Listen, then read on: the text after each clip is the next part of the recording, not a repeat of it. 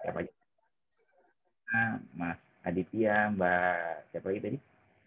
Mbak Rizka ya, dan Mas Faisal akan presentasi tentang perikanan.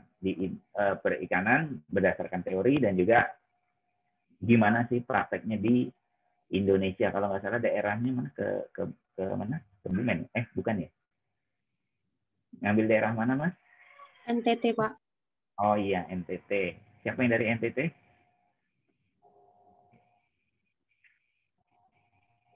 Ada, Pak. Nggak ada, kok bisa dapat data NTT. Oke, coba kita lihat aja ya. Baik, silakan ke teman-teman. Langsung saja melakukan presentasinya. Mohon maaf, Pak. Sebelumnya tadi saya terlambat karena mati listrik, Pak. Iya, udah saya absen. Ya.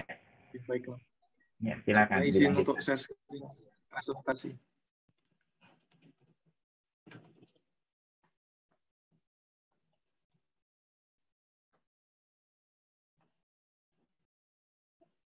Apakah sudah terlihat, Bapak dan teman-teman? Ya, terlihat ekonomi perikanan dan kelautan. Silakan. Baiklah, akan saya mulai. Assalamualaikum warahmatullahi wabarakatuh. Di sini saya Ditya Arif Mutakin sebagai moderator dari kelompok ekonomi perikanan dan kelautan. Di sini kami akan perkenalan terlebih dahulu. Saya Ditya Arif Mutakin absen 2, ada Diana Kusuma Dewi absen 13, ada Muhammad Faisal absen 22, dan Rizka Arif absen 26. Di sini langsung mulai saja. Untuk ke topik pembahasan yang pertama, saya akan membawakan topik mengenai yang pertama sejarah, peranan, dan masalah perikanan. Yang kedua mengenai struktur komponen perikanan. Untuk sejarah ekonomi perikanan itu dimulai dibagi menjadi dua, yaitu zaman dahulu dan zaman modern. Di gambar belakang ini yang menjadi background merupakan lukisan kegiatan perikanan di piramida Mesir yang menandakan bahwa adanya kegiatan ekonomi perikanan sejak zaman dahulu kala. Nah, kita bahas selanjutnya. Untuk zaman dahulu itu terdapat ikan yang telah dikonsumsi sejak zaman Homo erectus sampai Homo sapiens yang sekitar 380.000 tahun yang lalu. Lalu buktinya ada lagi desa nelayan yang menjadi pusat ekonomi ditemukannya sekitar 5.000 tahun yang lalu. Selanjutnya terdapat ikan menjadi struktur ekonomi penting pada zaman Phoenician. Bukti yang keempat yaitu ada di zaman Romawi, satu porsi ikan dihargai sekitar 24.000 US dollar jika dihitung dengan nilai yang sekarang ini. Yang kelima, buktinya ikan telah menjadi sektor ekonomi penting pada zaman Mesir kuno dan Kekaisaran Cina. Yang selanjutnya membahas di zaman modern, buktinya adalah pada abad 15 sampai 16, ikan telah menjadi mata uang di Islandia, yaitu pembahasannya sepasang sepatu dihargai sama dengan 3 ekor ikan kering pada zaman itu. Pada zaman 16 dan 17, Portugal dan Spanyol mengandalkan ekonominya dari ikan cod selain dari tambangnya. Dan pada abad 19, Amerika bertumbuh pada penangkapan ikan paus untuk sumber minyak dengan nilai sebesar 200 US dollar miliar per tahun. Gambar di samping merupakan pembuktian pada abad-abad yang sudah dijelaskan. Lalu selanjutnya kita akan membahas tentang sejarah perikanan di Indonesia. Yang pertama itu pada periode Neolitik pada 2000 sampai 3000 sebelum Masehi, yaitu orang Wajak menangkap ikan dan berburu. Selanjutnya yang kedua yaitu pada abad 15 sampai 16 terdapat etnis Bajini, Makassar, Bugis dan Bajo yang berdagang tripang dan Troptus gajina yang mempunyai slogan yang seperti kita tahu adalah lagu Nenek Moyangku Seorang Pelaut. Nah, Nenek Moyangku Seorang Pelaut ini untuk sebagai informasi tambahan yang diciptakan oleh Ibu Sud. Lalu selanjutnya pada yang ketiga, sebelum pada abad 19 perikanan itu bersifat sustain. Sustain di sini diartikan sebagai cara hidup yang cenderung minimalis. Usaha-usaha yang dilakukan cenderung ditujukan untuk sekedar hidup. Jadi pada sebelum abad ke-19 ini perikanan itu hanya ditujukan untuk pemenuhan kebutuhan hidup, misalnya hanya kita sebagai untuk makan sehari-hari atau belum menjadi perdagangan diperjualbelikan. Nah, yang keempat ini setelah abad 19, perkembangan perikanan komersial. Nah, komersial berarti seorang untuk menarik keuntungan dari produknya. Nah, berarti di sini perikanan sudah mulai menjadi jual pembelian atau kegiatan pemanfaat ikanan yang dapat menghasilkan keuntungan-keuntungan. Pembahasan selanjutnya yaitu mengenai peranan perikanan.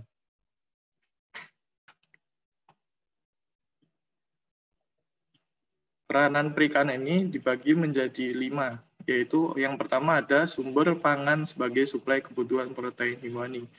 Yang kedua sebagai sumber devisa negara.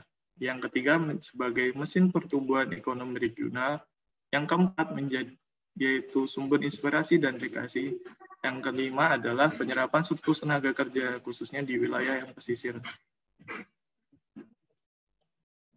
Lalu kita akan membahas mengenai masalah perikanan di zaman modern. Di sini terdapat 6 permasalahan yang saya dapatkan di zaman modern ini. Yang pertama adalah overfishing, yaitu menghasilkan stok beberapa spesies yang secara substansial berkurang. Kita tahu bahwa laut itu merupakan bebas dan siapa aja dapat mengambil ikan yang ada di dalamnya, yang tidak dikenai biaya dan akan mengakibatkan overfishing itu. Yang kedua adalah overcapitalization, yaitu investasi berlebihan dalam armada penangkapan ikan nasional.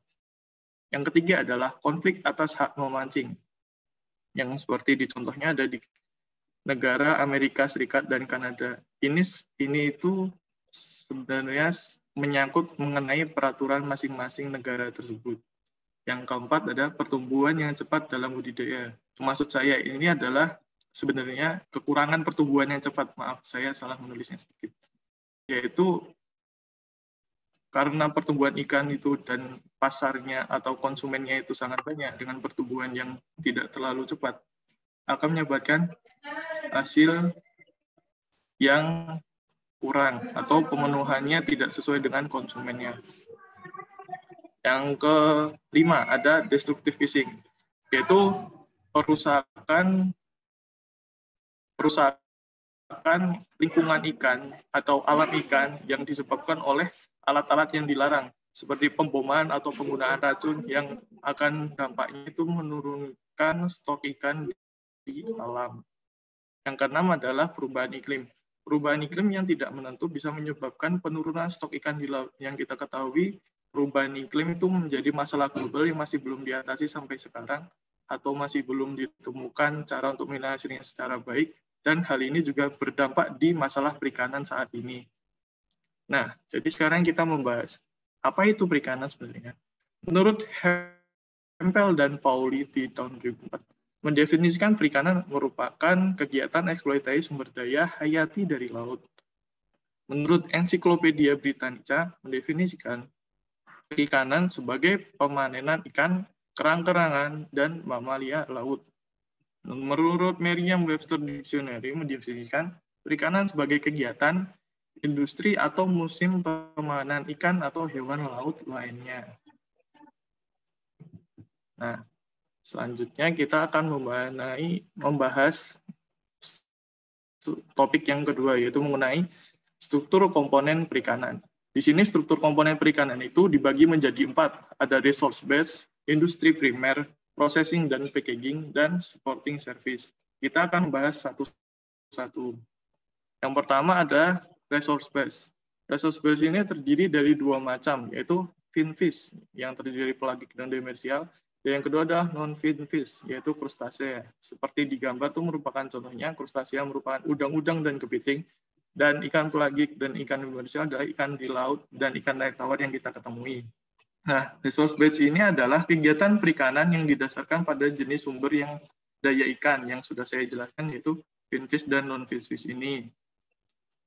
Lalu pada negara maju, perikanan seperti ini merupakan jenis industri tersendiri sehingga mereka memiliki izin khusus yang ditunjukkan untuk memanen jenis-jenis SDI di atas. Jadi intinya resource base ini merupakan kegiatan pemanenan perikanan yang ada di laut. Lalu selanjutnya ada industri primer. Industri primer yaitu kegiatan perikanan yang menyangkut pemanenan langsung sumber daya ikan. Nah, komponen ini bisa dikategorikan dalam bentuk skala atau tipe industri. Nah, terdiri dari 4 macam, yaitu ada rekreasional,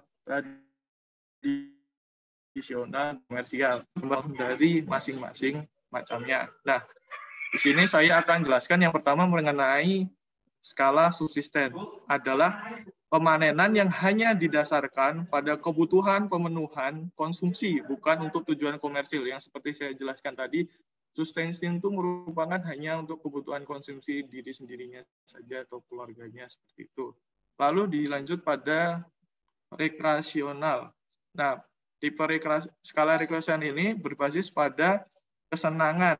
Kategori ini juga sering disebut dengan sport fishing, di mana hasil tangkapan dari perikanan rekreasi ini secara hukum harus dilepaskan kembali ke habitatnya. Jadi seperti yang kita ketahui, seperti acara mancing mania atau selebihnya, yang banyak ikan-ikan tersebut dikembalikan kembali dan hanya untuk kesenangan saja, yang makanya disebut dengan rekreasional. Nah, yang selanjutnya kita bahas di skala tradisional. Yang dimaksud dari skala tradisional ini merupakan skala kecil, dicirikan oleh penggunaan alat yang sederhana. Alatnya ini seperti kapal tanpa motor yang hanya dengan dayung, alat tangkap yang sederhana seperti jaring, dan jarak tangkap dan rantai pemasaran yang terbatas. Jadi untuk tradisional ini belum secara luas untuk penangkapannya, hanya sekitar pesisir, penduduk pesisir saja yang hanya menggunakan teknologi-teknologi yang belum maju. Yang selanjutnya adalah skala komersial. Skala komersial ini dicirikan oleh penggunaan alat tangkap yang lebih modern dan seperti penggunaan motor, kapal dengan motor, dan jarak tempuh yang lebih jauh dan skala pemasaran yang lebih luas. Jadi yang dengan komersial ini sudah menggunakan teknologi yang lebih maju dan sudah dimanfaatkan untuk perdagangan. Yang selanjutnya kita akan membahas mengenai processing dan packaging, yang salah satu struktur komponen perikanan tadi. Processing dan packaging ini, komponen ini muncul karena adanya 3 sebab utama dalam industri perikanan, yaitu penyebabnya yang pertama, jika hasil tangkapan harus disimpan dalam waktu yang relatif lama. Yang kedua, itu jika hasil tangkapan harus dibawa dari lokasi penangkapan ke pasar dalam jarak tempuh yang relatif jauh. Yang ketiga, jika hasil tangkapan diperuntukkan untuk tujuan ekspor. Jadi 3 penyebab tadi yang akan menyebabkan proses processing dan packaging ini. Nah, processing ini terdiri dari proses seperti pembekuan, pemindangan, dan penggaraman. Nah, proses packaging ini seperti pengalengan dan lain-lain dalam bentuknya untuk dikirimkan. Jadi intinya processing ini seperti untuk pengawetan dan packaging ini untuk proses wadah untuk pengirimannya. Selanjutnya yaitu ada supporting service atau komponen pendukung. Komponen pendukung ini terdiri dari 2, yaitu galangan kapal, boat building atau peralatan kapalnya. Nah, supporting service ini digunakan untuk mendukung proses-proses dalam pencarian atau eksploitasi SDI di lautnya. Lalu materi selanjutnya akan disampaikan oleh Mbak Rizka. Untuk waktu dan tempat saya persilakan kepada Mbak Rizka. Terima kasih Adit atas kesempatannya. Penjelasan yang selanjutnya yaitu tentang the biological growth function ataupun fungsi pertumbuhan biologis. Dalam hal ini biologi itu berarti tanpa campur tangan manusia. Fishery atau perikanan itu merupakan koleksi ikan yang mendiami bagian tertentu dari habitat laut. Bisa jadi satu spesies atau beberapa spesies yang saling berkaitan. Lalu biomasa. Biomasa itu merupakan agregat dari seluruh individu yang menjadi bagian dari perikanan, atau bisa dikatakan jumlah berat dari stok ikan di suatu lingkungan perairan itu. Bisa dalam ton ataupun dalam kilo. Lalu size of fishery biomasa dipengaruhi oleh pemancingan, predasi atau adanya predator, arus laut, penyakit, ketersediaan makanan, kualitas air, tingkat kesuburan tahunan dari ikan, dan lain sebagainya.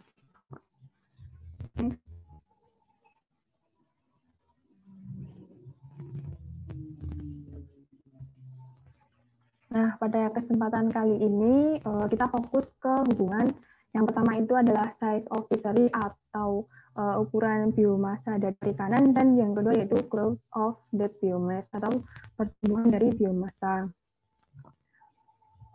Faktor utama dari peningkatan pertumbuhan biomasa itu ada dua. Yang pertama yaitu increase number of individual through reproduction. Dalam hal ini, reproduksi itu meningkatkan jumlah individu dari ikan itu sendiri. Dan yang kedua yaitu increase in size or weight of individual through reproduction. Dalam hal ini, pematangan itu meningkatkan ukuran ataupun bobot dari individu ataupun ikan itu sendiri. Dan selanjutnya yaitu faktor utama yang menurunkan pertumbuhan dari biomasa. Yang pertama yaitu loss from predation and food scarcity, yaitu kekurangan akibat adanya predasi dan juga kelangkaan makanan. Dan yang kedua yaitu loss from natural mortality, yaitu kerugian akibat adanya kematian yang alami, terutama dalam usia yang tua. Next.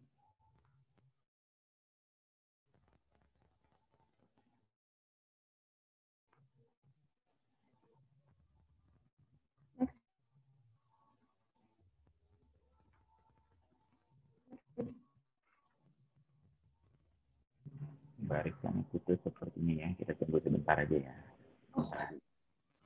Apakah sudah masuk?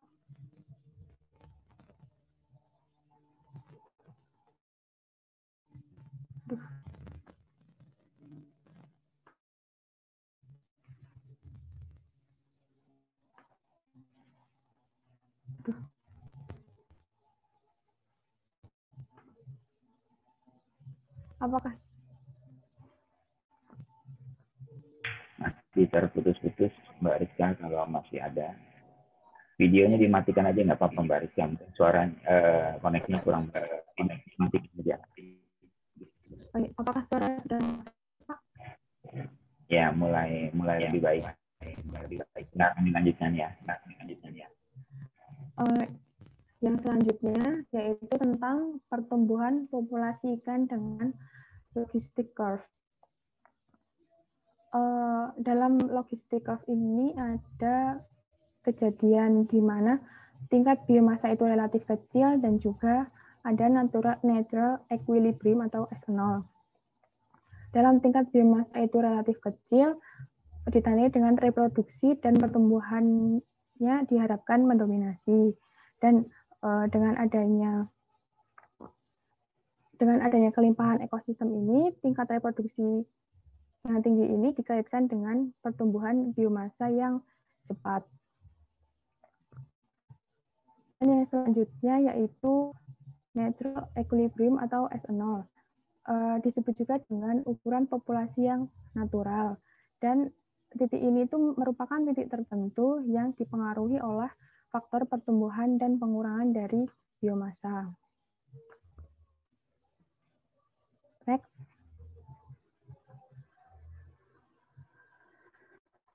Selanjutnya yaitu titik-titik yang ada di logistic curve.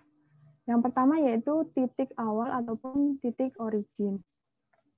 Yang ditandai dengan sumber dayanya itu melimpah, size stock-nya itu meningkat, dan terus bergerak menuju ke S1 titik optimum S1. Yang kedua yaitu di titik S1. Titik S1 ini merupakan titik optimum dari pertumbuhan size stock. S1 dengan pertumbuhannya ada di Y1. Dan di titik optimum ini terdapat masalah food scarcity. Masalah food scarcity ini ataupun kelangkaan makanan ini sejalan dengan adanya kenaikan ataupun peningkatan di biomasa yang menjadi semakin besar. Dalam hal ini, karena size biomasa yang tinggi, maka makanannya itu menjadi kekurangan, yang akan mengakibatkan growth-nya itu turun dari tahun-tahun yang sebelumnya, yang trennya itu naik. Nah, logistic curve ini dapat diinterpretasikan sebagai sustained yield curve. Yield itu sendiri adalah jumlah biomasa yang di harvest ataupun di catch ataupun ditangkap dari setiap tahun. Next.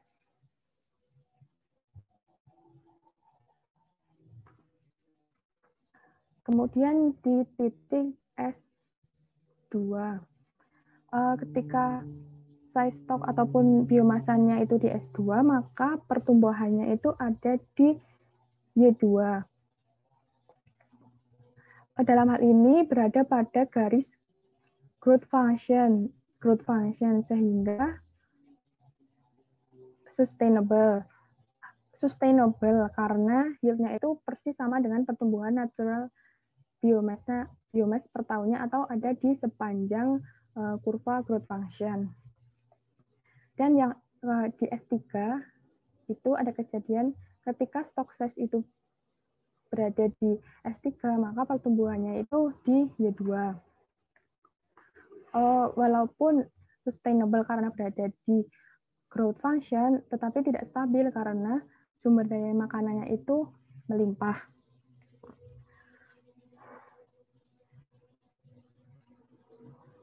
Next. Dan yang selanjutnya yaitu titik S0. Titik S0 ini disebut juga titik natural equilibrium. Semua faktor yang mempengaruhi stock size ini dalam keadaan yang seimbang. Seimbang ini dalam artian faktor pertumbuhan dan penghambatnya ini seimbang, tidak ada kenaikan maupun penurunan. Contohnya jumlah kelahiran dan kematian itu sama. Dan apabila lebih dari S0 atau natural equilibrium-nya ini, kenaikannya itu akan cenderung negatif. Next. Nah, kesimpulan dari logistic curve ini adalah yang pertama yaitu apabila jumlah yield-nya sama atau kurang dari Y1 atau titik optimumnya, maka sustainable. Dan jika yield-nya itu melebihi Y1, maka tidak sustainable karena lebih besar dari maksimal growth yang dapat dilakukan oleh perikanan. Nah, untuk slide selanjutnya akan disampaikan oleh Faisal. Baik, terima kasih atas kesempatannya. Saya akan melanjutkan ke effort yield function. Effort yield function ini dapat dijadikan dasar untuk manusia dalam mengambil keputusan atau tindakan tentang perikanan. Nah, harvesting effort atau upaya produksi ini yaitu sumber ekonomi yang dikhususkan untuk menangkap ikan. Nah, di dalamnya itu termasuk capital goods seperti kapal, alat tangkap ikan, misalnya pancing, terus labor yang di dalamnya itu seperti nahkoda, anak buah kapal, dan material dan energi seperti bensin dan batu bara. Nah, untuk menyederhanakan grafik, sumber-sumber tadi dijadikan menjadi satu dimensi yang sama, yaitu dengan menganggap semua nelayan menggunakan kapal, alat pancing, jumlah kru yang sama atau terstandarisasi. Nah, kemudian kita dapat menyebut lebih banyak atau lebih sedikit usaha manusia atau harvesting cost dalam bentuk jumlah hari memancing nelayan atau jumlah kapal yang berlayar dalam setahun. Nah, kita gunakan asumsi demikian untuk menyederhanakan model. Dalam dunia nyata, terdapat banyak perbedaan antara kapal, perlengkapan, dan skill dari ABK. Next.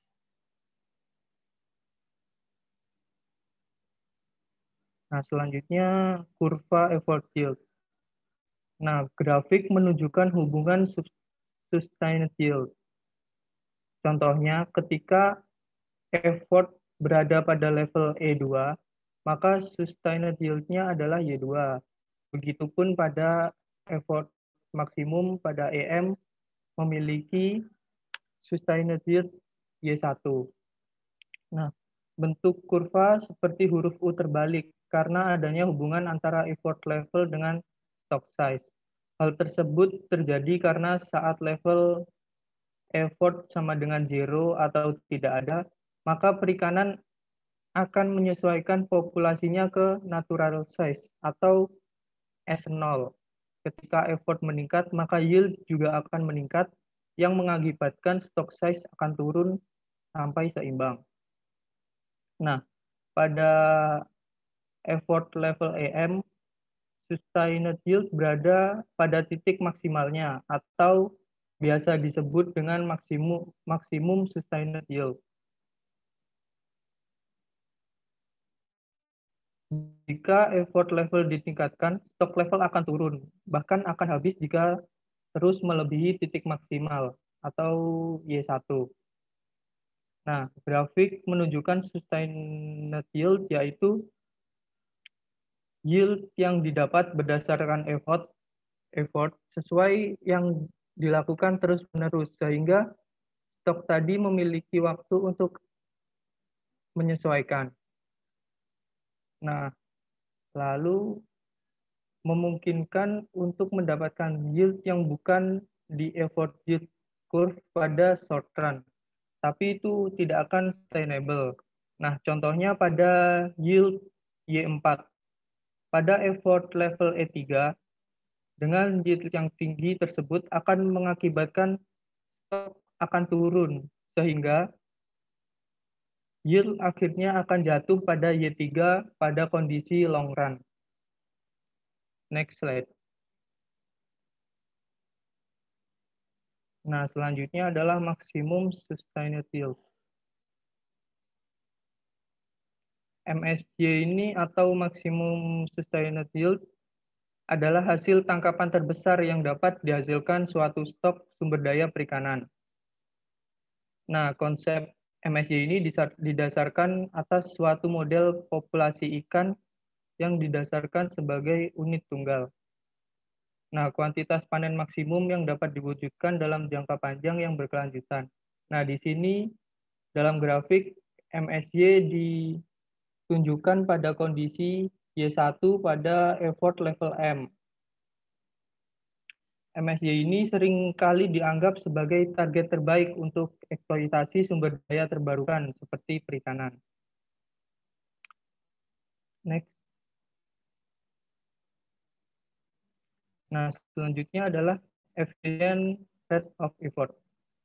Dalam hal ini ada beberapa asumsi yang berlaku. Yang pertama adalah ikan yang dipanen dijual di pasar dengan harga yang telah diberikan dan konstan.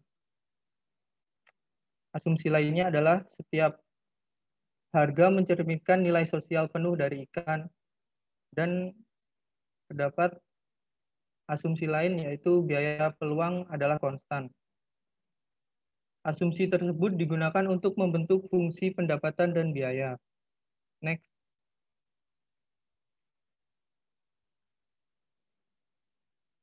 Nah, ini adalah grafik dari efficient rate of effort. Nah, yang pertama adalah total revenue didapat dari effort dikalikan dengan harga satuan ikan yang dipanen. Dapat kita lihat pada grafik, ketika effort pada level E bintang, maka total revenue adalah R1.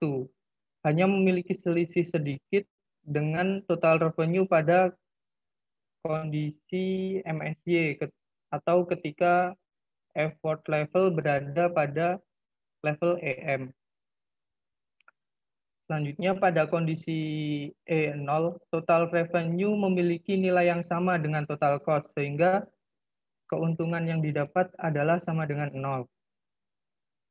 Lalu ketika effort terus bergeser ke titik 0, maka ketika effort terus bergeser ke titik 0, maka tingkat revenue akan juga kembali ke titik 0. Selanjutnya adalah kurva total biaya, merupakan opportunity cost atau biaya peluang dari unit upaya atau effort. Semakin tinggi opportunity cost tersebut, maka total kurva biaya juga akan semakin curam. Selanjutnya, net income didapat dari jarak antara total revenue dan total cost. Nah, pada kondisi efficient rate of effort, net income dapat dilihat pada titik R1 dikurangi dengan R2. Dalam kondisi ini, net income sama dengan net social benefit. dan E bintang adalah tingkat upaya effort maksimum. Net benefit yang dihasilkan pada kondisi MSY dengan tingkat usaha EM lebih rendah dibandingkan kondisi ketika effort berada pada level E bintang atau disebut efficient rate of effort atau bisa juga disebut dengan MEY.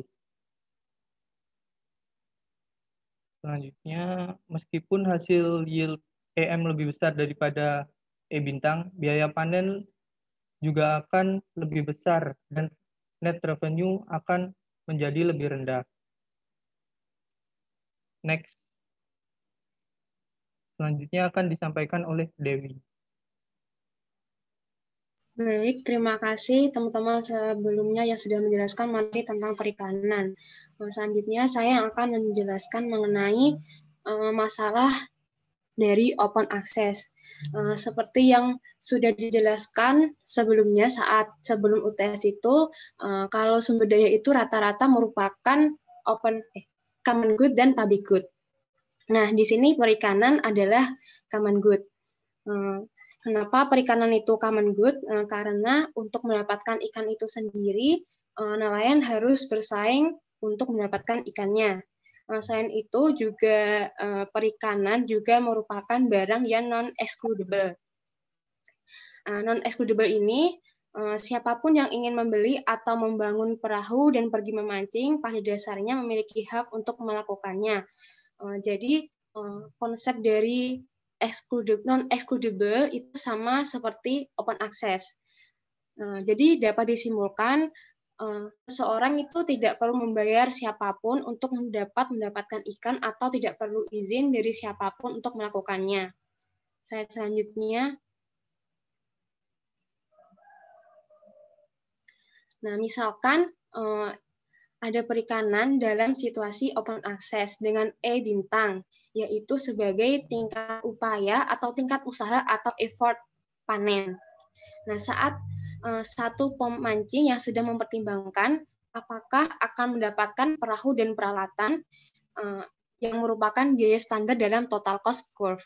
Nah, di sini total cost dari pemancing itu adalah perahu dan peralatannya. Terlepas dari kenyataan bahwa E bintang ini adalah tingkat efisien upaya dari sudut pandang masyarakat, sebenarnya masih ada insentif tambahan untuk mencurahkan upaya atau usaha yang lebih besar untuk panen dari perikanan. Selanjutnya.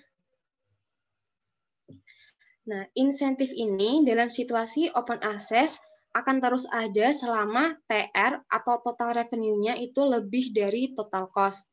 Hasilnya bahwa entry akan terus terjadi sampai total upaya E bintangnya itu sampai dengan E0 dan akan berhenti saat total revenue sama dengan total cost yang memproduksi positif net benefit. Jadi dapat disimpulkan kalau E bintangnya itu masih di kirinya E0 maka akan masih menghasilkan profit. Sedangkan kalau sudah melebihi E0 itu sudah tidak menguntungkan lagi. Slide selanjutnya. Nah, dalam fase dalam regulasi perikanan ada 5 menurut Scott, yaitu yang pertama hak kepemilikan, monopoli dan kedaulatan, kedua regulasi berbasis biologi, ketiga pembatasan melalui lisensi, keempat regulasi berbasis kuota, dan kelima hak kepemilikan eksklusivitas. Slide selanjutnya. Terus ada 4 pendekatan pada manajemen perikanan. Yang pertama membatasi akses, 2 mengatur praktek penangkapan ikan, 3 catch limit, dan 4 adalah ITK. Slide selanjutnya. Slide selanjutnya. Nah, pendekatan pada manajemen perikanan yang pertama adalah membatasi akses. Jadi karena perikanan itu merupakan barang yang non-excludable, maka membuat banyak nelayan mengeksploitasi ikan. Jadi tidak ada orang yang bisa melarang pihak lain untuk mengonsumsi suatu barang. Dalam konteks perikanan ini yaitu mengambil ikan. Jadi pemikiran nelayan itu kalau bisa ngambil banyak kenapa enggak gitu. Tapi mereka tidak memikirkan bagaimana pelestarian ikan-ikan tersebut. Nah, maka itu ada beberapa regulasi yang ditetapkan oleh pihak berwenang supaya ikan-ikan tersebut tetap lestari untuk kedepannya. Nah, orang lokal melalui hak penggunaan teritorial informal dalam perikanan atau dalam bahasa Inggrisnya itu Territorial Use Right in Fisheries, TURF, telah membuat pemeliharaan terhadap habitat perikanan agar tetap terjaga dan memberi batasan kepada para pelanggar batas. Nah, tetapi dalam beberapa kondisi, TURF ini tidak efektif, khususnya untuk spesies yang bermigrasi. Jadi, TURF ini efektifnya ke spesies-spesies yang tidak aktif atau yang menetap, seperti lobster di pantai timur laut Amerika Utara. Nah, penerapan TURF ini sudah dilakukan sebagian besar negara dengan mengklaim yurisdiksi nasional atas perairan dan sumber daya dalam 3 mil. Atau dalam beberapa kasus ada yang 12 mil dari pantai berdasarkan sejarah panjang adat maritim. Untuk wilayah perairan yang bersinggungan, upaya dilakukan untuk mengatasi masalah melalui bisa negosiasi dan bisa perjanjian internasional. Slide selanjutnya. Kemudian pendekatan yang kedua adalah mengatur praktek penangkapan ikan. Nah, pendekatan yang paling dominan dalam praktik penangkapan ikan itu adalah command and control. Contohnya seperti penutupan area tertentu, terus pelarangan penggunaan jala halus, cantrang, penggunaan kapal ikan besar tertentu dilarang menangkap ikan di pinggiran perairan, dan pembatasan hari. Nah, sebenarnya peraturan yang dilakukan oleh jenis ini pada dasarnya itu untuk meningkatkan biaya penangkapan ikan. Slide selanjutnya. Nah, dalam praktik penangkapan ikan ini ada masalah utama, yaitu meskipun mungkin untuk mengurangi tingkat upaya atau effort itu tadi dan meningkatkan stoknya, itu akan berdampak pada biaya yang dikeluarkan, di mana biaya yang dikeluarkan, total cost-nya itu akan semakin meningkat. Dilihat di grafik ini, E0 ini adalah effort saat open access, yaitu dengan TC1. Nah, dapat dilihat di grafik, effort di sebelah kiri E0 memiliki total cost yang lebih besar daripada total cost saat effort open access. Jadi semakin kita untuk mengurangi upaya itu, total cost akan malah semakin bertambah. Kemudian pengendalian secara langsung pada praktik penangkapan ikan ini juga tidak akan pernah bisa komplit. Contohnya seperti saat ada regulasi pembatasan jumlah kapal, masyarakat nelayan khususnya itu mensiasati dengan menambah kapasitas kapal, membuat kapal yang lebih besar. Seperti itu. Selanjutnya. Pendekatan yang ketiga yaitu adalah catch limits. Otorisasi yang berwenang menerapkan upper limits dalam menentukan jumlah ikan yang dapat diambil dari suatu perairan. Biasanya disebut dengan TAC, yaitu total allowable catch atau total catch quota. Biasanya sih kalau kita baca-baca lagi, istilah yang paling sering digunakan itu adalah total allowable catch. Kemudian tujuan dari diadakannya peraturan ini sama seperti ya regulasi sebelum-sebelumnya itu untuk mengendalikan atau mengontrol jumlah penangkapan ikan. Sistem kerjanya yaitu dengan memonitor tangkapan ikan oleh nelayan, kemudian ketika sudah sampai pada batas tertentu penangkapan ikan akan ditutup. Slide selanjutnya.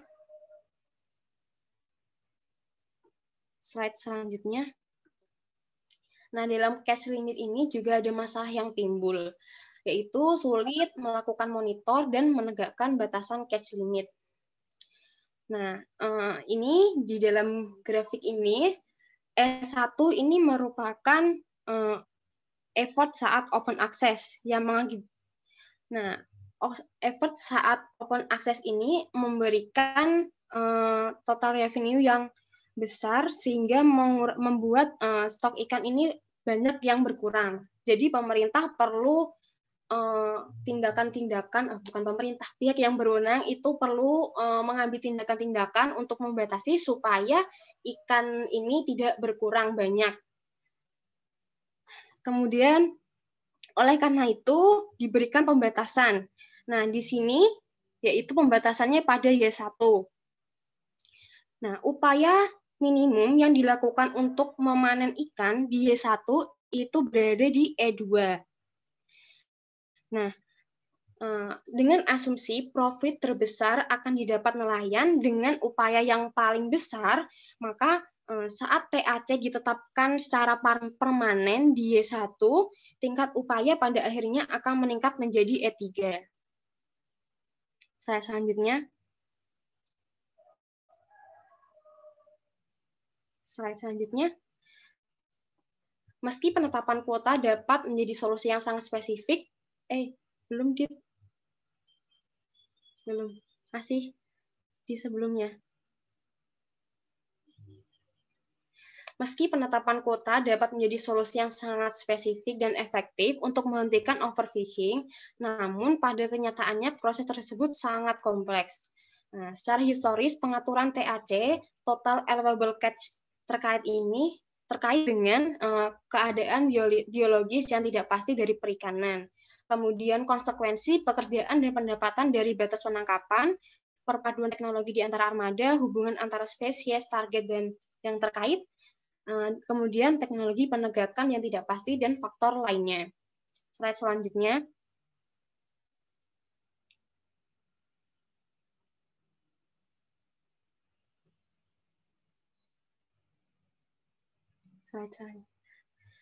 Pendekatan yang terakhir yaitu adalah individual transferable quota.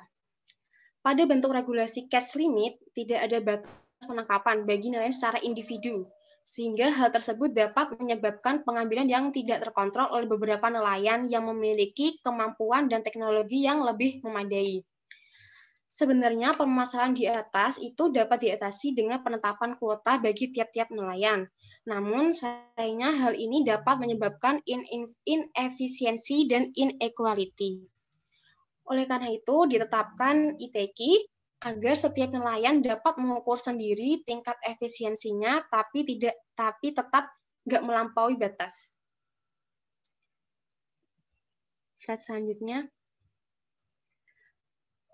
Untuk membentuk ITQ yang efektif, pihak berwenang harus mengikuti langkah-langkah ini. Yang pertama, tetapkan TAC yang bermakna secara ekonomi dan biologis. Kemudian bagilah TAC menjadi sejumlah batas tangkapan individu atau kuota untuk dialokasikan kepada peserta dalam perikanan. Ketiga, biarkan kuota individu ini dibeli dan dijual, dan lacak siapa yang memiliki berapa banyak. Tegakkan kuota tangkapan sehingga nelayan tidak dapat memanen dan menjual ikan dalam jumlah yang melebihi dan kuota mereka.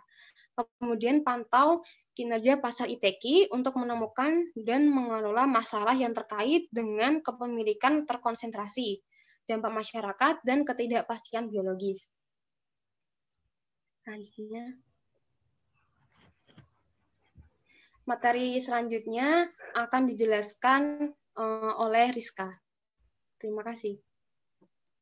Menyambung penjelasan dari Saudara Dewi, yang selanjutnya yaitu tentang masalah dalam manajemen perikanan di dunia. Masalah dengan manajemen perikanan ini itu merupakan pengetahuan tentang hubungan antara kurva imbal hasil atau stock yield dan kurva hasil usaha atau effort yield yang tidak pasti. Ada beberapa masalah besar pada manajemen perikanan di dunia.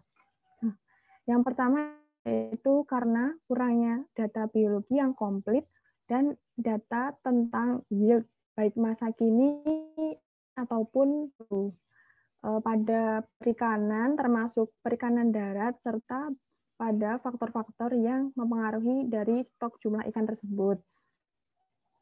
Yang kedua yaitu adanya informasi ekonomi yang akurat seperti tentang biaya untuk penangkapan dan peningkatan teknologi dalam penangkapan ikan. Masalah yang ketiga yaitu karena variabilitas ekologi. Contohnya masalah temperatur laut maupun predator yang masalah ini yang tidak jelas membuat semakin sulitnya untuk mengidentifikasi stok ikan yang ada di laut. Next. Next. Yang selanjutnya yaitu pendekatan dalam menghadapi ketidakpastian dalam masalah manajemen perikanan. Otoritas dari manajemen perikanan ini mungkin ingin mengadopsi aturan yang mencerminkan ketidakpastian dari manajemen perikanan itu. Misalkan, para ahli biologi ini percaya bahwa kurva hasil usaha yang paling mungkin adalah di Y1. Akan tetapi, karena tidak adanya kepastian dalam pengetahuan akan hasil catch ikan, maka ada kemungkinan yang cukup kuat bahwa yield-nya itu bisa setinggi Y2 ataupun serendah Y3. Next.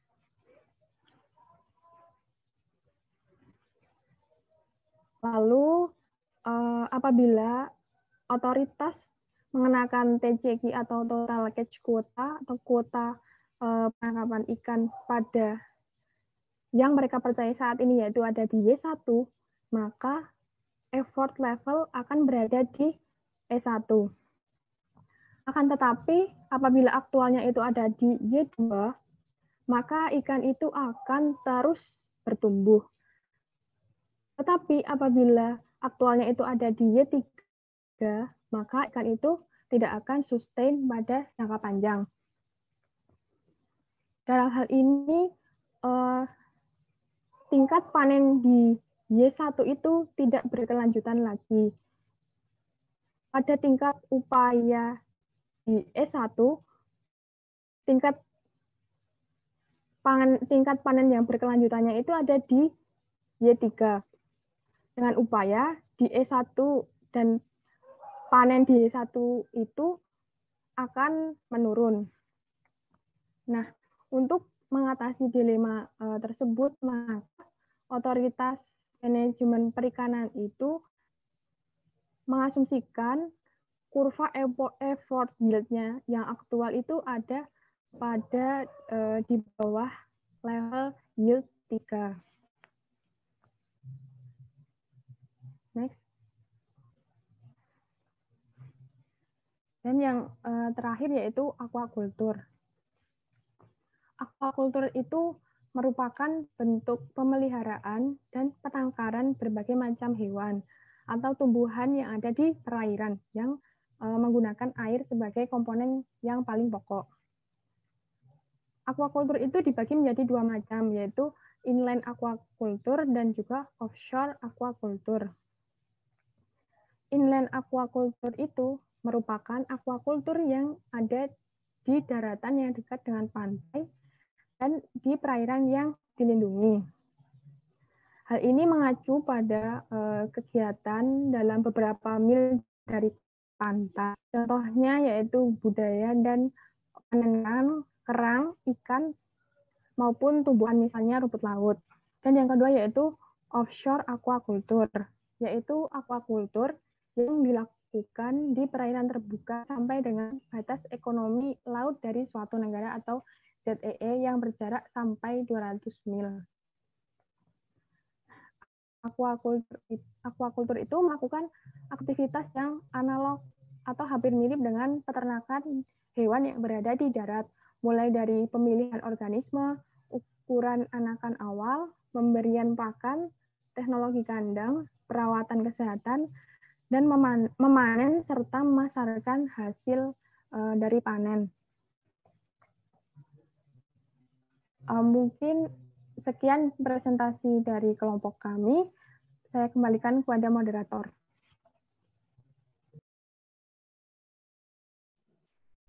Makasih kepada teman-teman yang sudah mempresentasikan hasil dari pembahasan ekonomi perikanan dan kelautan ini. Izin bertanya Pak, akan langsung diteruskan dengan paper atau dilanjutkan dengan sisi tanya jawab terlebih dahulu Pak? Langsung aja papernya dulu ya, biar sekalian. Oke, baik Pak. Izin untuk mengganti share screen ke paper.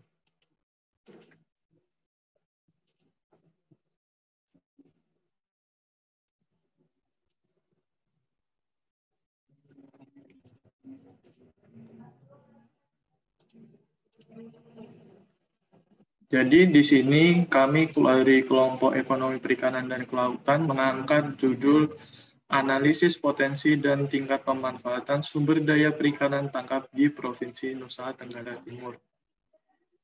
Materi yang pertama ini akan disampaikan oleh Mas Faisal. Untuk Mas Faisal saya persilahkan.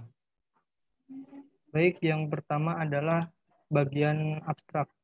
Nah, yang pertama, Provinsi Nusa Tenggara Timur memiliki wilayah yang didominasi oleh perairan atau laut.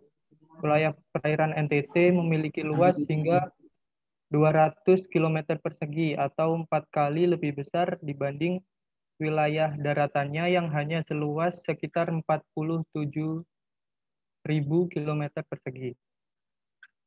Nah,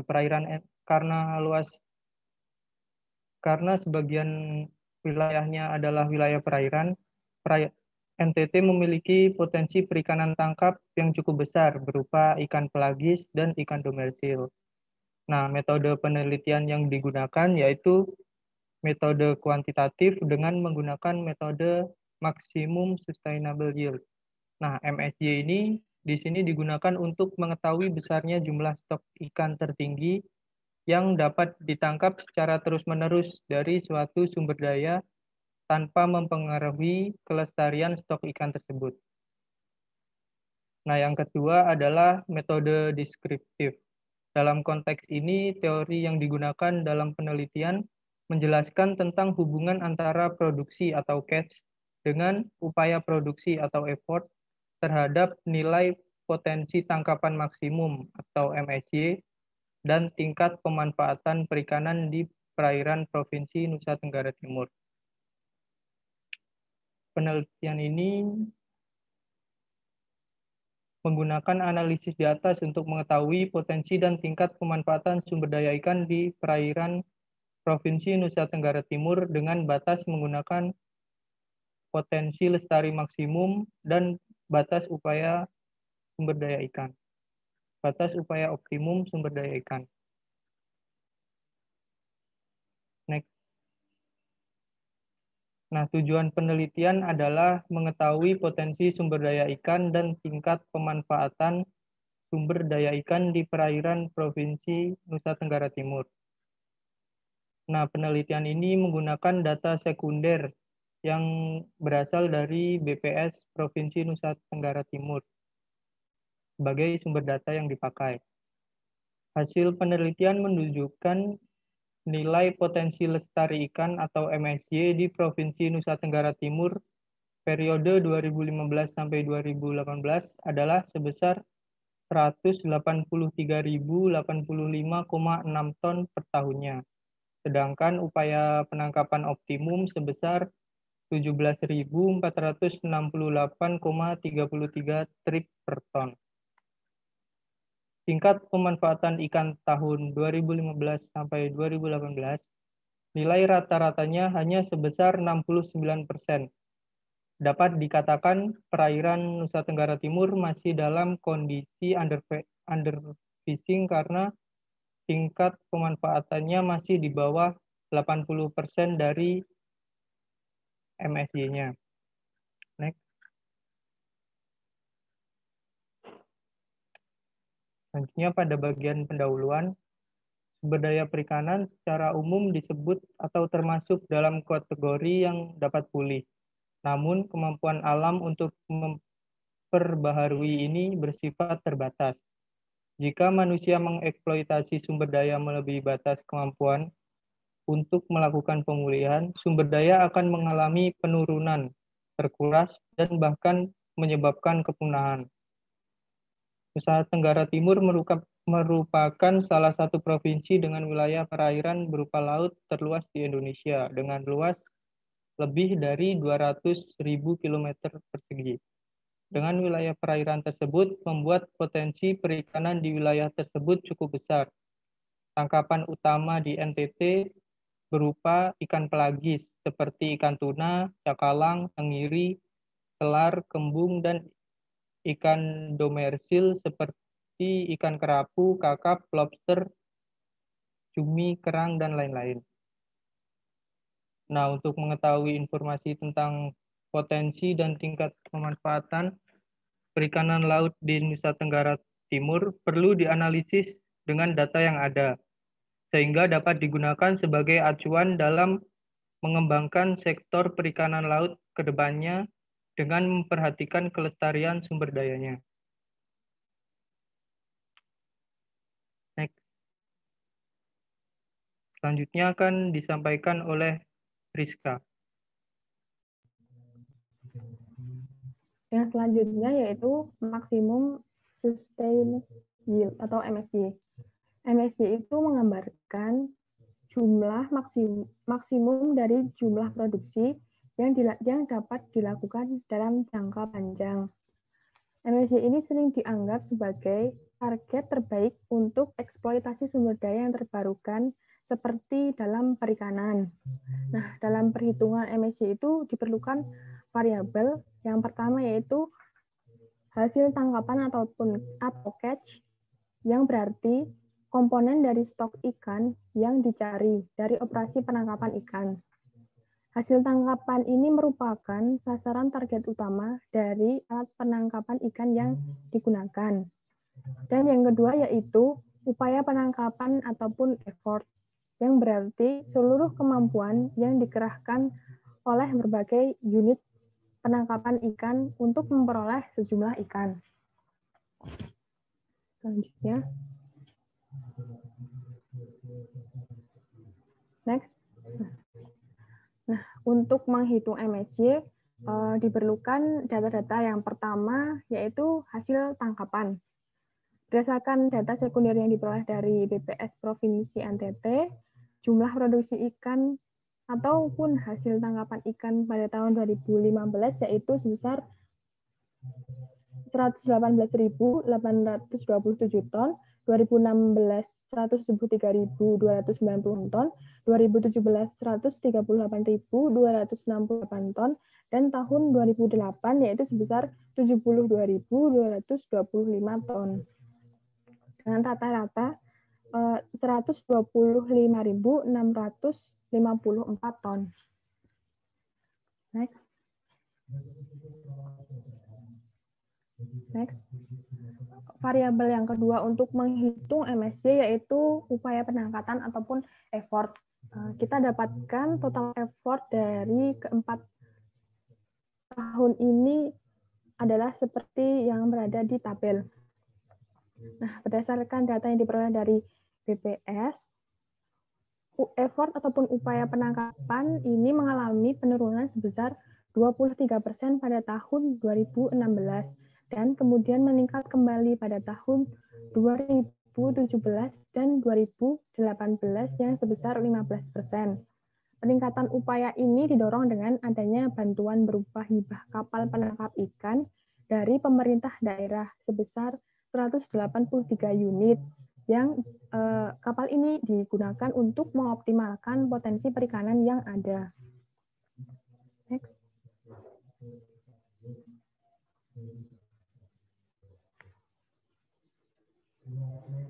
Nah, sebelum menghitung MSY, kita perlu untuk menghitung CPUE atau catch per unit effort. Berdasarkan data catch dan effort yang sudah diketahui tadi, dapat untuk menganalisa catch per unit effort ataupun CPUE, atau biasa disebut analisis hasil tangkapan per unit upaya.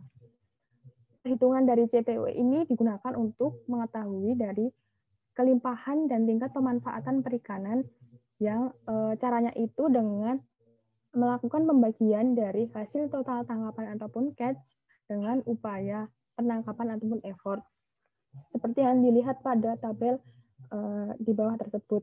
Dan rata-rata CPUE dari keempat tahun itu sebesar 4.630 catch per unit effort. Selanjutnya yaitu perhitungan MSY yang akan disampaikan oleh Dewi. Oke, baik. Perhitungan MSY kali ini menggunakan model dari Cypher. Nah, untuk mendapatkan MSY, kita harus menghitung dulu CPUE-nya, di mana CPUE adalah catch per effort. Nah, dari model Cypher ini kita mendapatkan persamaan, yaitu Y sama dengan min 0,006X tambah 20,962, di mana 20,962 ini adalah intercept-nya. Dan gradiennya, slope-nya, yaitu adalah min 0,000006. Nah, slide selanjutnya. Slide selanjutnya. Dengan menggunakan metode kuantitatif, didapatkan MSY rata-rata MSY dari Provinsi Nusa Tenggara Timur tahun 2015 sampai 2018, di mana MSY ini rumusnya adalah mean intercept kuadrat dibagi 4 kali slope, dan didapatkan sebesar 183.085,6 ton. Sedangkan upaya penangkapan optimum atau biasa kita sebut EMSY, effort MSY, di mana rumusnya adalah mean intercept dibagi 2 kali slope, dan didapatkan 17.468,33 trip. Nah, dari tabel di atas yang sudah dijelaskan Rizka tadi, rata-rata hasil tangkapan atau catch-nya selama 5 tahun itu sebesar 125.654 ton. Dan upaya penangkapan rata-ratanya atau effort rata-ratanya yaitu sebesar 28.296 trip. Jadi dapat disimpulkan tingkat pemanfaatan ikan di perairan Nusa Tenggara Timur pada 2015-2018 nilai rata-ratanya sebesar 69%, yang berarti masih di bawah angka TAC-nya atau total allowable catch-nya, yaitu sebesar 80% MSY. Dari nilai tangkapan dari nilai tingkat pemanfaatan selama 4 tahun tersebut dapat dikatakan perairan Nusa Tenggara Timur masih dalam kondisi underfishing karena tingkat pemanfaatannya masih di bawah nilai TAC-nya, yaitu kurang dari 80% MSY-nya. Slide selanjutnya.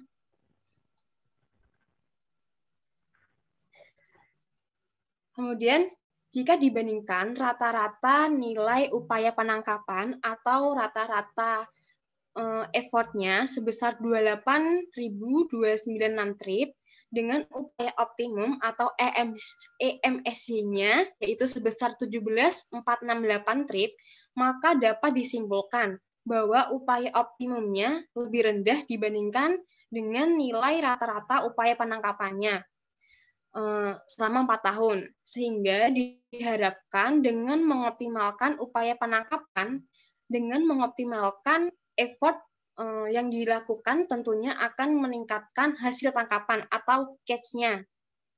Kecenderungan dari hubungan catch per unit effort dan upaya penangkapan dalam periode 2015 sampai 2018 adalah menurun, di mana operasi penangkapan yang dilakukan di perairan NTT belum efisien karena tingkat upaya penangkapan yang dilakukan tingkat tinggi hasil per unit usaha penangkapan CPU-nya yang diperoleh justru malah semakin rendah. Pembahasan selanjutnya, kesimpulan akan dibahas oleh Adit. Terima kasih. Belum Mas Adit kesimpulan, coba kasih ilustrasi ya, Mbak, cara ngitung MSY-nya biar teman-teman tahu. Ya, pakai annotate.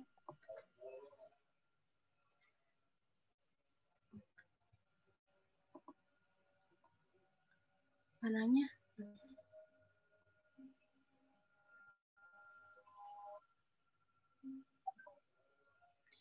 Nah, tadi kan kita udah dapat data dari BPS, yaitu data catch, hasil tangkapan, sama data effortnya, upaya.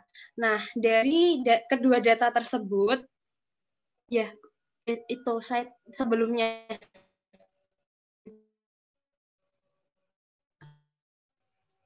Data slide sebelumnya yang itu tabel. Yang tabel. Nah, kita kan udah dapat nih dari BPS ini cash dan effortnya. Nah, dari situ kita bisa dapat CPUE-nya, cash per unit effort. Jadi ini dibagi dan ini ketemu rata-ratanya 125.654 untuk hasil tangkapannya. Kemudian effort rata-ratanya yaitu 28296 dan rata-rata CPUE-nya adalah 4630. Nah, kita udah dapat nih CPUE-nya. Nah, untuk MSC itu kan yang dibutuhkan adalah CPUE-nya yang paling penting. Selanjutnya, slide selanjutnya. Nah, menggunakan model Saver, kami menggunakan Excel untuk mendapatkan persamaan Y ini. Nah, dari model Saver kita dapat persamaan yaitu Y sama dengan min 0,006 X tambah 20,962. Nah, Ini perlu di X-nya apa ya, Mbak? cara gabusnya. Nggak usah, cuma dikasih tahu Y-nya itu apa, X-nya itu apa, lalu gimana nih cara dapetin min 0,0006 ini? Untuk dapat persamaan Y-nya ini kita pakai Excel, Pak. Enggak, ya Y-nya dulu kasih tahu. Variabel Y itu apa? Variabel X itu apa?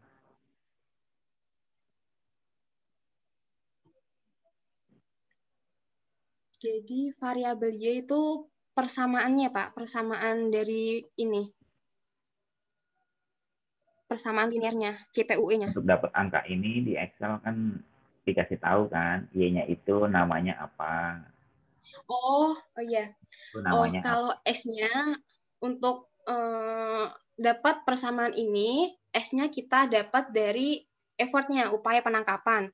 Sedangkan Y-nya itu didapat dari CPUE-nya, Pak. Oke, terus ini di regresi. Pakai Excel. Ya, Iya, iya, Pak. dari 4 yang tadi.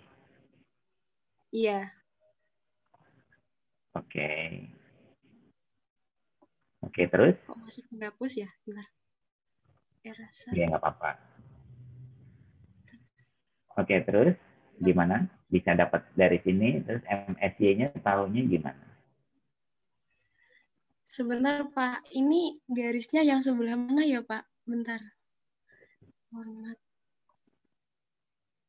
Aduh, kacau.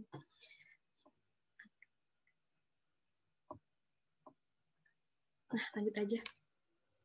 Nah, kan udah ketemu, Pak. Udah dimasukin ke Excel-nya, dapat persamaan Y sama dengan min 0,006X tambah 20,962. Nah, dari situ kita tahu intercept sama slope-nya, Pak. Nah, intercept sama slope-nya ini merupakan yang digunakan untuk mencari MSY-nya, Pak. Nah, di mana intercept-nya itu adalah 20,962. Yang ini, Pak. Kemudian slope-nya, gradiennya, kayak kita belajar dulu di SMA, itu di depan X-nya, koefisien dari X yaitu min 0,006-nya, Pak. Nah, kemudian dapat MSY-nya. Annotate. Nah, rumus MSY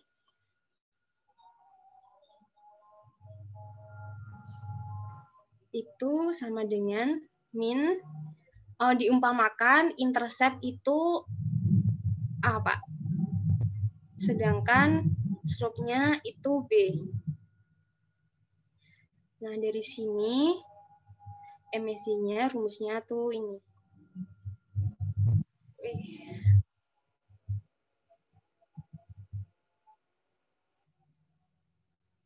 Sedangkan effort MSY-nya, upaya optimumnya,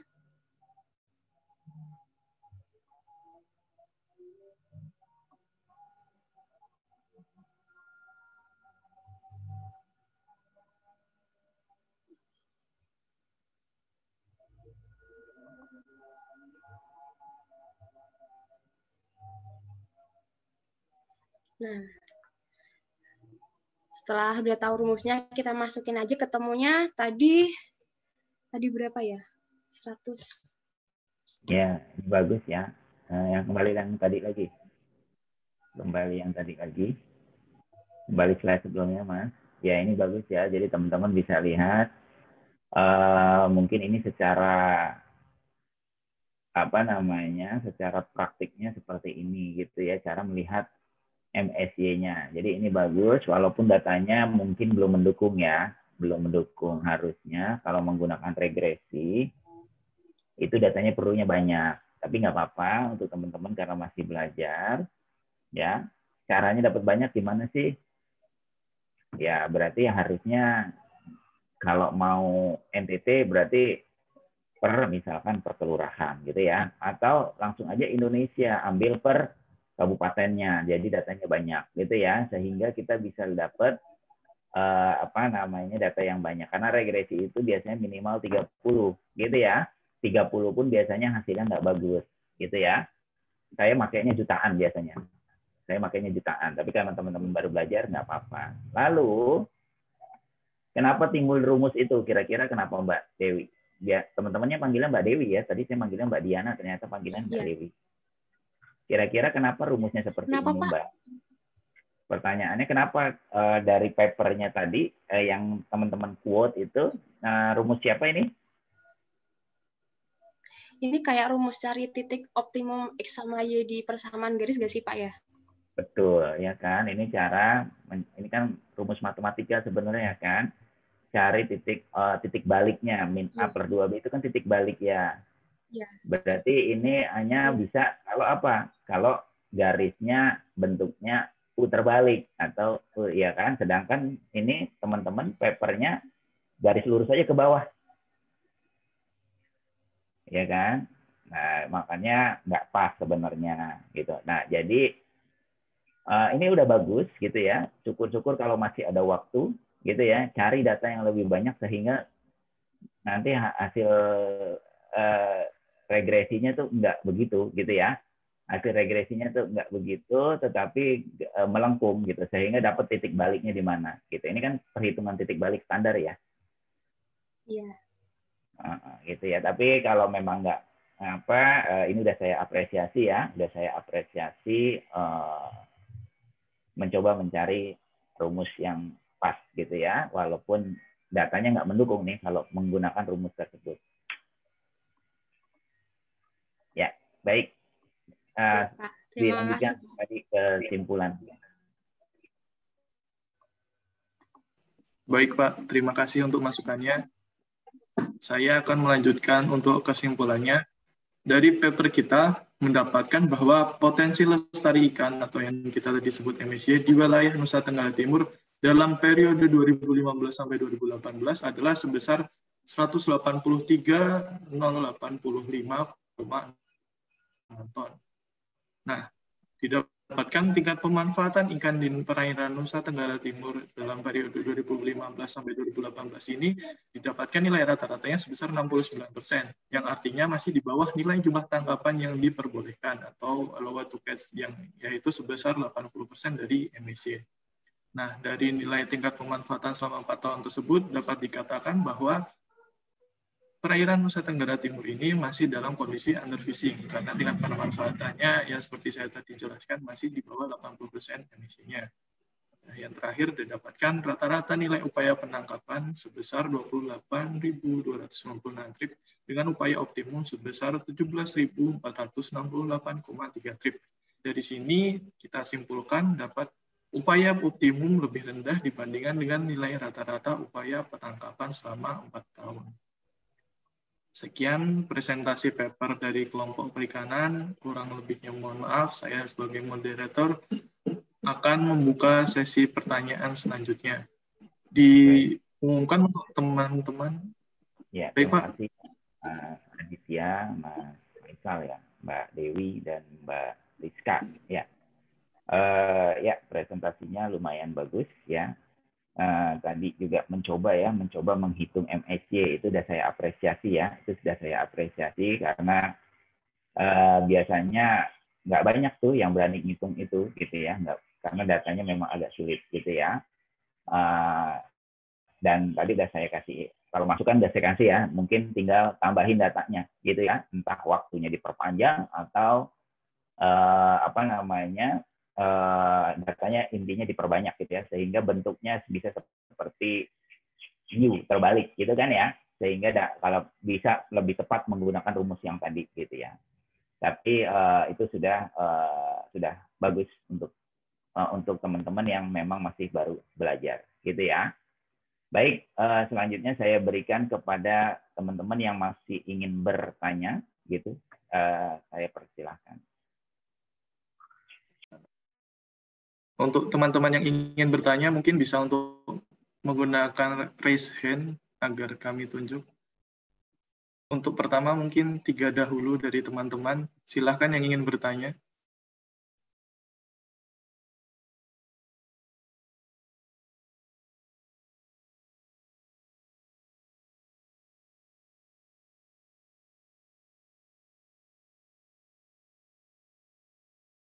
Ya, ada yang mau bertanya, dapat ada angkanya loh kalau bertanya. Kalau nggak bertanya, nggak ada angkanya. Siapa tahu bisa membantu ya kalau yang UTS-nya kurang bagus. Udah pada terima UTS belum sih nilainya? Belum ya? Ada yang dapat 60 tuh. Nah, tuh banyak tuh. Begitu dikasih tahu ada yang dapat 60, ya jadi banyak yang nanya. Silahkan Mas Aditya, dipilih.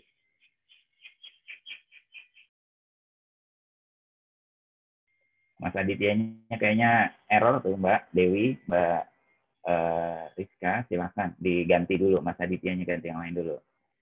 Dipilih. Baik, mungkin untuk pertanyaan pertama, silakan Mas Abai, Mas Andika Bayu. Tes, apakah suara saya terdengar, Saudara Faisal? Terdengar, Mas Abai. Baik, terima kasih atas kesempatan dari kelompok perikanan. Di sini saya mau bertanya, tadi disampaikan bahwa salah satu masalah perikanan di zaman modern adalah penurunan stok dari ikan yang bisa terjadi karena overfishing, overcapitalization, atau perubahan iklim. Nah, yang saya ingin tanyakan adalah apakah perkembangan teknologi saat ini itu bisa meminimalisir penurunan stok ikan yang bisa menyebabkan agar TACS dari tiap nelayan itu bisa meningkat. Sekian, terima kasih. Baik, terima kasih Mas Abai. Mungkin akan kami diskusikan dulu bersama kelompok. Dan dilanjut ke pertanyaan berikutnya. Mungkin Mas Guru, silahkan. Oke, terima kasih atas kesempatan diberikan untuk bertanya. Saya ingin menanyakan pada slide 27 tadi yang dijelaskan oleh Mas Faisal. Tadi kan dijelaskan bahwa keuntungan yang paling besar itu pada saat kondisi E bintang, di mana R-nya itu lebih kecil daripada effort maksimumnya. Nah, kenapa hal tersebut bisa terjadi? Padahal kondisi MSY itu merupakan kondisi di mana titiknya itu lebih tinggi daripada kondisi E bintang gitu. Terima kasih. Apa dapat dipahami? Perlu diulang? Dapat dipahami, Mas Guru. Terima kasih atas pertanyaannya. Terima kasih. Selanjutnya, silakan Saudara Afifah. Ya, terima kasih. Saya Afifah, nomor absen 4. Izin bertanya tadi di slide 40 kalau nggak salah yang membentuk ITH yang efektif itu dilakukan dengan penetapan TAC yang bermakna secara biologis dan ekonomis. Nah, di sini maksud dari TAC yang bermakna ekonomi dan biologis itu seperti apa ya? Apa bisa dinilai dengan cara tertentu bagaimana TAC tersebut dapat bermakna secara ekonomi dan biologis. Apakah harus seimbang gitu antara nilai ekonomi dan biologis di perikanannya? Terima kasih.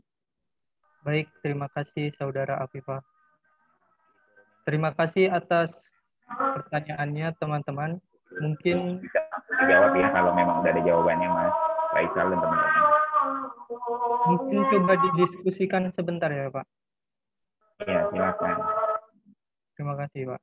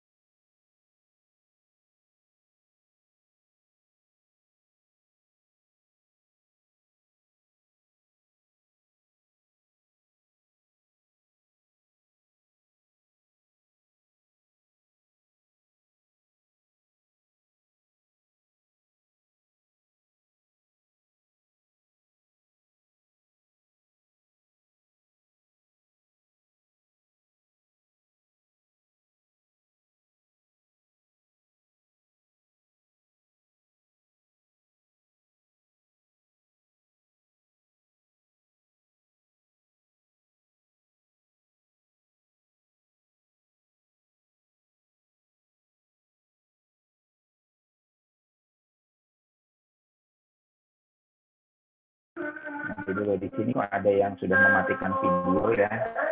Mas Andisha, Mas siapa nih? Muhammad siapa nih? Pak, mohon maaf saya mematikan video karena jaringan kurang lancar, Pak.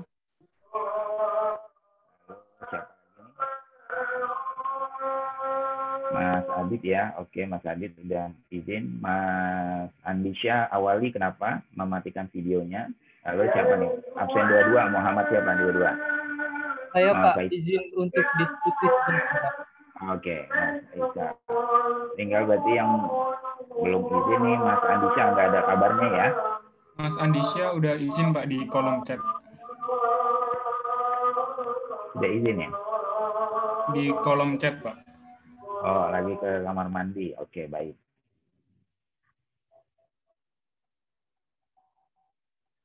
Oke, baik, lanjutkan.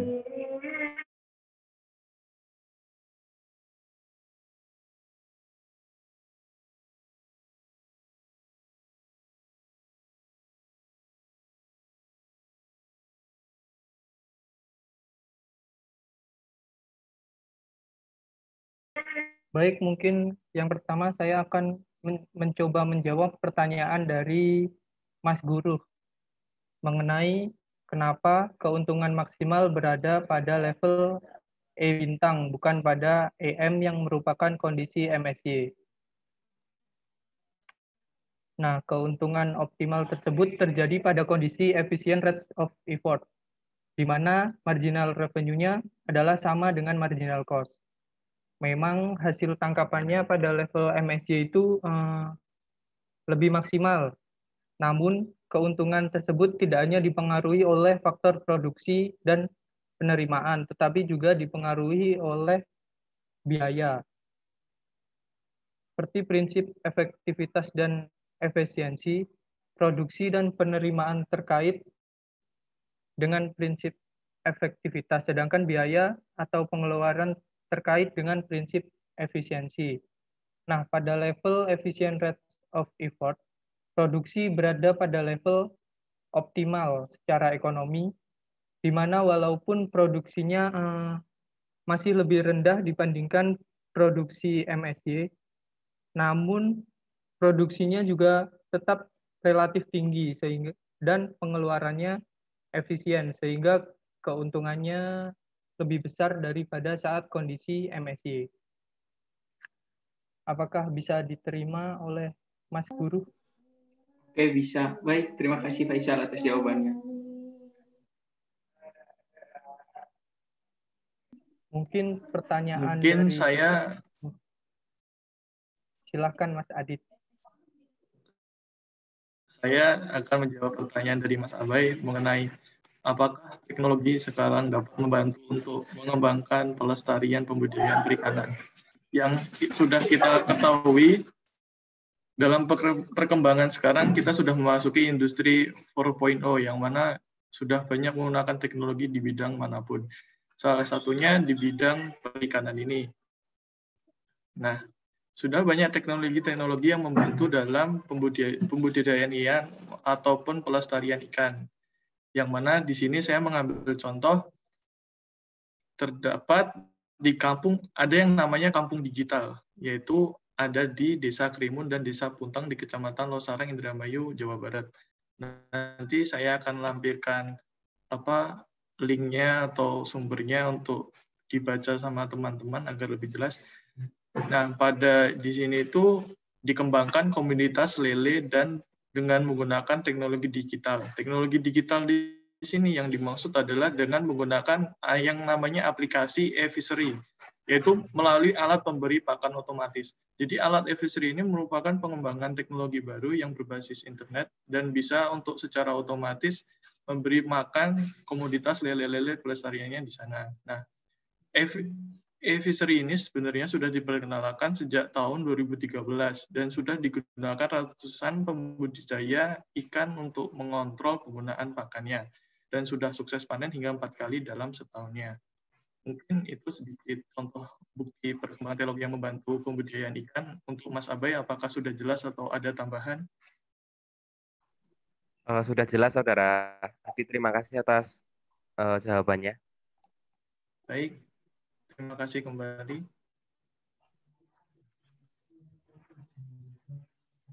Selanjutnya, saya akan mencoba menjawab pertanyaan dari Saudara Afi tentang bagaimana maksud dari TAC yang bermakna secara ekonomi dan juga biologis, dan bagaimana dalam menilai TAC tersebut. Apakah harus seimbang antara keadaan ekonomi dan juga biologisnya. Nah, menurut kelompok kami, TAC atau hasil tangkapan ikan yang maksimal itu harus bermakna secara ekonomis dan biologis. Dalam hal ekonomi, maknanya itu dalam penangkapan ikan harus dapat profit ataupun harus dapat keuntungan. Dan dalam makna biologis, maknanya itu harus mengambil ikan atau total catch-nya itu tidak melebihi dari tangkapan maksimumnya. Jadi, maksud dari TAC itu tidak harus seimbang antara ekonomi dan juga biologisnya. Yang penting tetap lestari dan tetap menguntungkan dari pengambilan ikan tersebut. Apakah bisa diterima? Iya, bisa. Berarti nggak ada cara tertentu untuk menilai gimana ekonomi sama biologisnya ya? Mungkin gini ya Mbak ya. Jadi mungkin bukan total TAC-nya, total allowable catch-nya ya. Total allowable catch-nya itu kan justru ketika dia memperhitungkan itu gitu ya, baru kita lihat dulu perkembangan ikan itu seperti apa gitu kan ya. Nah, perkembangan ikan itu seperti apa, dan kalau ditambah dengan ekonomi berarti kan tentang effortnya ya, effortnya seperti apa, kan ketemu ya tadi kalau lihat teman-teman tadi Mbak Rizka dan teman-teman itu ketemu grafiknya gitu ya, bentuk grafiknya seperti apa, posisi sekarang ada di mana nih, gitu kan ya, posisi sekarang ada di mana, baru setelah itu, untuk nurunin dari posisi awal biar bisa lebih lestari, misalkan seperti itu, kan ketahuan ya, harusnya catch-nya sekian nih, gitu, catch-nya sekian, tadinya 10.000 misalkan jadi 5.000 misalkan seperti itu, gitu kan ya. Nah, untuk menemukan 5.000 itu, ya itu kan ya, kita harus tahu grafiknya dulu, bentuk grafiknya seperti apa, tentu kan itu memperhitungkan yang tadi ya, memperhitungkan perkembangan ikan, baik secara dia aspek biologisnya, aspek lingkungannya, juga tadi effort daripada nelayan, gitu kan ya. Itu kan aspek ekonomisnya. Jadi itu sudah diperhitungkan ketika sebelum dia mengambil tingkat allowable catch-nya itu. Justru ketika dia ngambil titik poin di mana nih bagusnya, nah itu diperhitungkan. Nah, nanti tinggal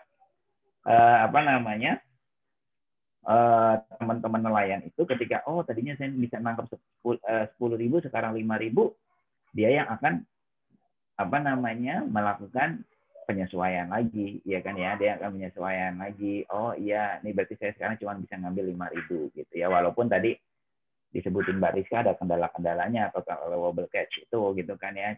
Salah satu kendalanya gimana cara ngontrolnya gitu kan ya, agak sulit untuk bisa ngontrolnya gitu. Jadi udah diperhitungkan ya Mbak, ada perhitungannya untuk mendapatkan hal itu.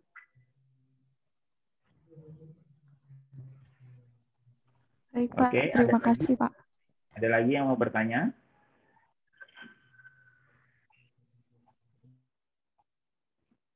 Nggak ada ya? Oke, baik. Kalau nggak ada, nggak apa-apa. Udah 3 ya pertanyaan. Masih bisa bertanya untuk kemudian yang lainnya ya. Nah, itu ada dikasih link tuh, literasi mengenai e-fishery gitu ya. Baik, terima kasih semuanya. Terima kasih untuk grupnya yang presentasi tentang perikanan. Papernya bisa diperbaiki ya sesuai yang tadi kita bicarakan gitu ya. Jika memungkinkan, saya pikir sangat memungkinkan ya. Saya pikir sangat memungkinkan gitu ya. Mbak Dewi langsung senyum-senyum ketika disuruh perbaikan gitu ya. Mbak Ola tadi juga ambil ngantuk-ngantuk ya. Nggak apa-apa, saya juga ngantuk tadi pertama-pertama, tapi lama-lama enggak tuh.